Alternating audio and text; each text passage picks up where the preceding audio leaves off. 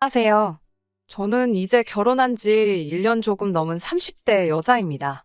욕심 많은 시댁과 진흙탕 싸움을 하고 있습니다. 제가 어렸을 때 어머니가 암으로 일찍 돌아가셨습니다. 자궁암이었는데 완치인 줄 알았다가 결국 재발해서 세상을 떠나셨어요. 외가 쪽은 원래 재산이 많았고 당시 외할머니께서는 어머니에게 주려던 건물을 작년봄 저에게 주셨습니다. 아버지는 어머니가 돌아가신 이후에도 재혼하지 않으셨어요. 말씀하시기를 사춘기 딸에게 더 큰 혼란을 주고 싶지 않으셨다고요. 저는 외동딸로 아버지에게 단 한 번도 맡기는커녕 싫은 소리조차 들어본 적 없습니다. 딸 바보인 아버지 덕에 다른 친구들보다 더 예쁨 받고 사랑받으며 잘할 수 있었습니다. 그래서 결혼하기 전까지도 저는 아버지랑 여행도 자주 다니고 늘 가깝게 지냈습니다. 저희 아버지는 부동산업을 하시는데 생활하는 데는 전혀 무리가 없으십니다. 제가 결혼할 때도 넉넉지 못한 시가와 남편의 사정을 고려하여 아버지 소유의 20평대 아파트에서 생활할 수 있게 해주셨습니다. 이 집은 아버지가 혼자 사시는 집에서 걸어서 20분 정도의 거리에 있어요. 시가의 경우 퇴직하신 시아버지와 평생 전업주부만 하던 시모가 연금으로 생활을 하는 상황이었어요. 게다가 아직 시집가지 않은 남편보다 2살 많은 신우도 있었고요. 원래 아예 재산이 없던 집은 아닌데 시부가 친구 보증을 서면서 한순간에 망해버렸다고 남편이 말하더라고요. 그래서 결혼식도 제가 7 정도 부담하고 남편이 3 정도 부담해서 했습니다. 결혼식을 올리기 전까지는 시모도 아가씨도 저에게 정말 잘 해줬기 때문에 이 점에 대해서는 조금도 억울하게 느끼거나 하지 않았네요. 남편과 저는 공무원 시험을 준비하는 학원에서 만났습니다. 하지만 저는 시험을 앞두고 건강이 급격히 나빠져 시험을 포기할 수밖에 없었습니다. 반면에 남편은 한 번의 재수 끝에 7급 공무원이 되었고요. 그 이후로 저는 아버지 부동산업을 이어받을 것 같아서 아버지 밑에서 일을 배우고 있습니다. 또한 저는 제 건물에서 나오는 월세가 있기 때문에 굳이 직장 생활을 하지 않아도 생활이 가능하거든요. 지금 생각해보면 건물을 받기 전만 해도 오히려 남편과 다투는 일이 거의 없었습니다. 그런데 건물을 받고 나서부터 남편과 제 관계가 묘하게 어긋나기 시작했던 것 같아요. 일단 사건의 발단은 건물에서 나오는 월세를 왜 제가 관리하냐는 시모의 불만 때문이었습니다. 제 건물임에도 불구하고 시모는 계속해서 부부재산은 공동재산인데 왜 그걸 저 혼자 관리하냐는 거였죠. 제가 이건 공동재산이 아니고 제가 상속받은 제 재산이라고 몇 번을 정중히 말씀드려도 소용이 없으시더라고요. 참고로 건물에서 받는 월세는 한 달에 이것저것 다 빼고 나면 800 정도 됩니다. 게다가 제 건물 1층에 공실이 났다는 걸 알게 된 아가씨가 자기는 옛날부터 카페를 해보는 게 꿈이었다면서 자기한테 세를 달라고 하더라고요. 그런데 일단은 자리를 잡아야 된다고 1년의 시간을 달라더군요. 한마디로 1년은 공짜로 장사를 하고 싶다는 거예요. 보증금이나 월세 같은 거 없이요. 하지만 친정 아버지가 저에게 말씀하시길 사업을 할 때는 절대로 애매하게 돌려서 이야기를 하면 안 된다고 하셨거든요. 그래서 저도 신우에게 딱 잘라 거절했습니다. 건물주와 세입자의 관계로 아가씨와 얽히기 싫다고 말이죠. 사실 아가씨가 어떻게 생활하는지 저도 본 게 있잖아요. 절대로 성실한 사람이 아닙니다. 저희 친정아버지는 늘 저에게 가방이나 지갑 같은 선물을 많이 사주시는 편이었어요. 정작 저는 그런 물건에 크게 관심이 있는 편은 아니었지만 만약에 친정 어머니가 계셨다면 분명히 이런 걸 사주고 싶으셨을 거라면서요. 그리고 결혼 초에 신우는 저희 집에 괜히 이유도 없이 와서는 빌려달라고 떼를 쓰고 가져가서 돌려주지 않는 경우가 몇 번 있었거든요. 매번 술 마시다 잃어버렸다거나 누가 훔쳐갔다는 핑계로요. 신우하고 그런 물건 한두 개로 날 세우기 싫어서 미운에 떡 하나 더 주는 심정으로 괜찮다고 한 적이 한두 번이 아니었어요. 그래서 저를 호구로 봤던 건지 이제는 가게까지 내달라는 거잖아요. 이런 아가씨를 제가 뭘 믿고 제 돈 투자해서 카페를 만들어주나요. 그런데 이 일을 들은 시모가 노발대발 난리가 났더라고요. 저에게 싸가지가 없다면서 아가씨한테 이러는 건 다 제가 남편하고 시댁을 무시해서 그러는 거래요. 시댁 식구들 어려운 줄 모른다면서 이참에 단단히 버릇을 고쳐놔야겠다며 전화로 막말을 시전하시더라고요. 그래도 제가 아무런 반응이 없자 남편이라는 시청까지 찾아가서 남편을 붙들고 하소연을 하셨나 봐요. 바보 같은 남편이 그 하소연에 넘어가서는 저에게 그냥 이번만 해주면 안 되냐고 헛소리를 하더라고요.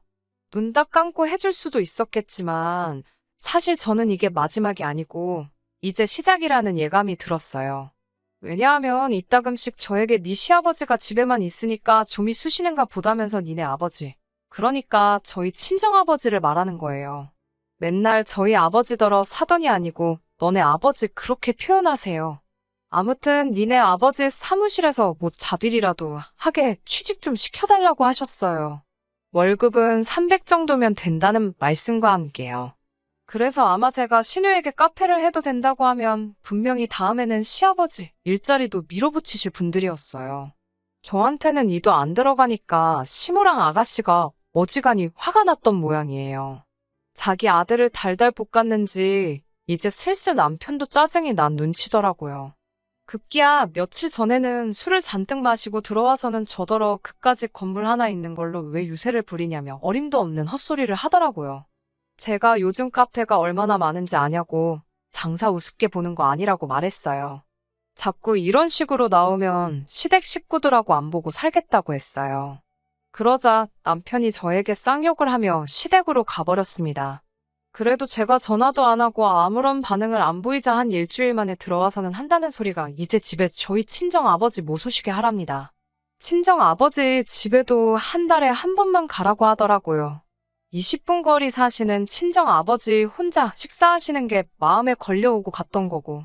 그렇다고 저희 아버지가 남편하고는 한 번 제대로 마주친 적도 없는데 갑자기 친정 아버지를 걸고 넘어지니 이놈이 제정신인가 싶더라고요. 지금 사는 이 집도 친정 아버지가 해주신 거나 마찬가지인데 남편이 무슨 생각으로 저러는지 어이가 없더라고요. 저는 그렇게는 못하겠다고 맞섰고요.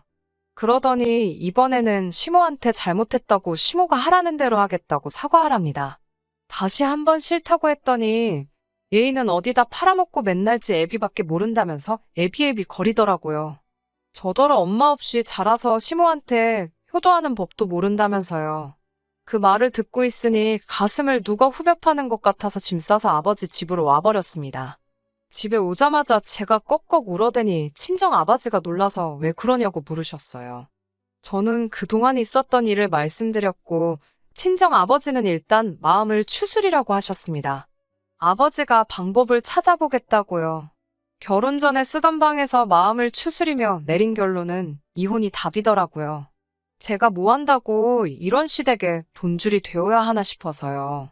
아침까지 남편한테 친정 집 전화로 제 핸드폰으로 계속 전화가 오더라고요.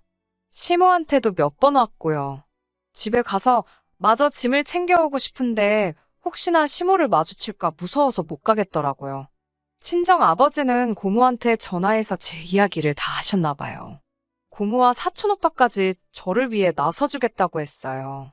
참고로 고모부는 법률 쪽에서 일하셨기 때문에 법적 절차는 걱정할 것 없다고 하셨습니다. 다들 제 손을 꼭 잡아주면서 앞으로는 어려운 일도 힘든 일도 없을 거니까 마음만 강하게 먹으라고요. 점심을 먹고 저와 사촌 오빠는 제가 살던 집으로 향했습니다.